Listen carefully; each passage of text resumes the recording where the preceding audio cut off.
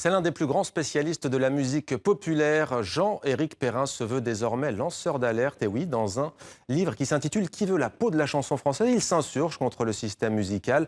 Formatage excessif des radios, népotisme aussi dans les maisons de disques, avec en bout de course des chanteurs trop lisses, surmédiatisés et des vrais talents qui passent à la trappe.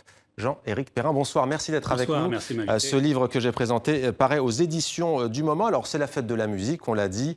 Jean-Éric Perrin, vous faites la fête en quelque sorte au système musical français, et pas qu'un peu. Oui, on peut dire ça, c'est vrai. Mais je suis un peu inquiet pour cette filière de création artistique qui a pendant des années fait la gloire de la France, la chanson d'expression française, qu'elle soit d'ailleurs d'une obédience ou d'une autre. Je parle aussi bien du rap, de la pop, du rock, peu importe. Ouais. Je pense que je m'intéresse à tout ce qui est chanté en français. Et aujourd'hui, effectivement, on a une situation qui est un petit peu inquiétante. Alors, vous dénoncez notamment dans ce livre le formatage excessif des radios. Comment cela s'opère-t-il concrètement ?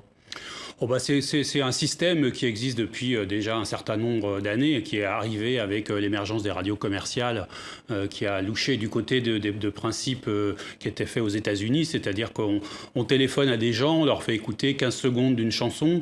A priori, on choisit déjà en amont des chansons qui vont pas trop les surprendre, ni pas trop qui vont pas trop révolutionner leur univers. Et puis on leur demande si ça leur plaît ou si ça leur plaît pas. À une autre époque lointaine, sans doute,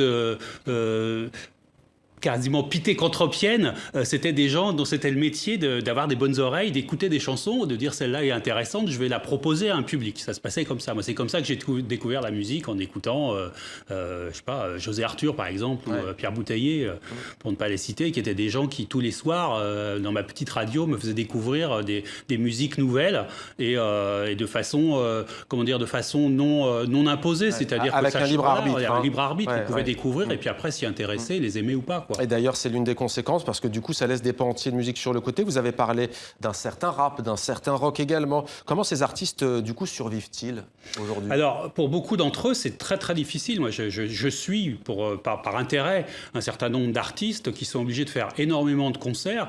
Et quand je parle de concerts, c'est pas des concerts à Bercy, c'est des concerts dans des micro-salles, dans des bars, dans des endroits où ils jouent pour une poignée de bière, souvent, et devant une poignée d'amis aussi, puisque je dénonce aussi le mirage du live. Quand il y a quelques années, on a commencé à parler de cette crise du marché du disque, on a prétendu qu'on revenait à la fonction éternelle du troubadour et que maintenant les artistes n'étaient plus des artistes de vidéoclips et de radio, mais devaient aller se frotter au public. Et c'était très bien comme ça.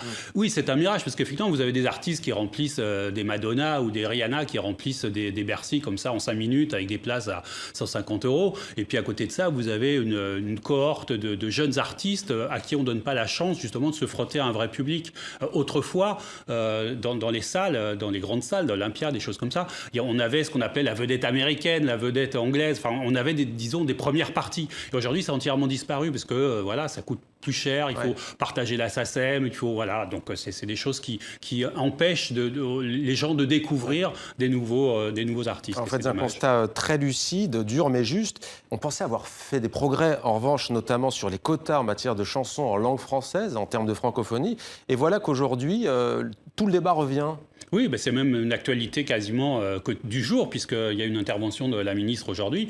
Il y a des allers-retours en ce moment entre les différentes chambres pour faire une sorte d'additif à cette loi des quotas qui date depuis longtemps et qui a été, je pense, très favorable. Aujourd'hui, si en France, on a cette exception culturelle comme dans le cinéma, et si on a un marché du disque physique ou numérique qui laisse une part quand même très importante à la musique d'expression française, à l'inverse d'autres pays de la planète qui consomment du Rihanna ou du Beyoncé toute la journée. C'est très bien aussi, mais voilà, je veux dire, aujourd'hui, on a en France un vrai marché qui continue à subsister. Mais effectivement, ces 40% sont remis en cause par les radios commerciales. Et qu'entendez-vous, Jean-Éric Perrin, par népotisme dans les maisons de disques ? Alors ça, c'est disons, un petit fait latéral. C'est vrai qu'on a, comme on on a le népotisme est présent dans tous les milieux, dans le milieu des affaires, dans le milieu de la politique, dans le milieu du cinéma, c'est assez flagrant. Dans la chanson, dans la musique, c'est quelque chose qui commence à être un petit peu plus réel. C'est vrai que c'est sans doute plus facile parce qu'on a l'entre-gens, on a la possibilité, voilà, de passer quelques barrières. C'est plus facile d'obtenir un contrat quand on est le fils d'un chanteur célèbre ou le frère ou la sœur d'un autre chanteur célèbre. Après, c'est le public qui fait son choix et souvent il a raison de laisser sur le côté des artistes qu'on prétend lui imposer de cette manière-là. Le problème, c'est que ces artistes-là prennent souvent la place dans les talk-shows, dans les médias, parce que forcément, il y a un point d'achoppement. On s'intéresse à eux parce que voilà, ce sont les enfants d'Alain Souchon ou c'est le frère ou la sœur de Mathieu Chédid. Donc on se dit, bah tiens, voilà, ça va être sympa de les inviter à notre talk-show. On va pouvoir parler d'eux et introduire le débat d'une façon un peu plus facile. Et c'est dommage, voilà, qu'ils prennent la place d'autres artistes qui pourraient éventuellement être plus intéressants. Et ce soir, pour vous, quel est le programme? Que faites-vous? Un concert, non, à Paris? Non, parce que moi, je vais à des concerts 364 jours par an. Dans le jour de la fête de la musique, je reste chez moi. Voilà, le libre arbitre. Merci beaucoup, Jean-Éric Perrin, qui veut la peau de la chanson française, édition du moment. Merci beaucoup.